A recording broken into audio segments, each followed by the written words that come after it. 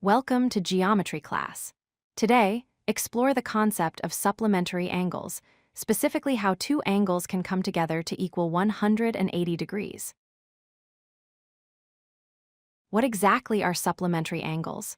Simply put, two angles are supplementary if the sum of their measures equals exactly 180 degrees. Think of them as a pair that completes each other. To understand why 180 degrees is special, look at a straight line. In geometry, a straight line represents a straight angle, which measures exactly 180 degrees. When two supplementary angles are right next to each other, sharing a common vertex and a common side, they form a straight line. This specific arrangement is often called a linear pair. However, angles do not need to be touching to be supplementary. Even if they are separated, as long as angle 1 and angle 2 add up to 180 degrees, they are still supplementary.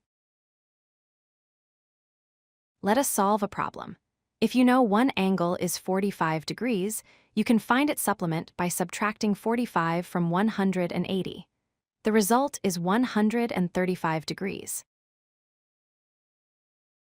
Here is a common scenario with intersecting lines. If angle 1 is 120 degrees, angle 2 must be 60 degrees because they sit on a straight line together. Do not confuse supplementary with complementary angles. Complementary angles add up to 90 degrees, like a corner. Supplementary angles add up to 180 degrees, like a straight line. Remember S for straight. To summarize, supplementary angles always sum to 180 degrees. They can be adjacent, forming a linear pair, or they can be separate. Always look for the straight line relationship. Thank you for watching. Practice finding supplementary angles in the world around you, and keep building your geometry skills. If you like this video, hit that like button and don't forget to subscribe.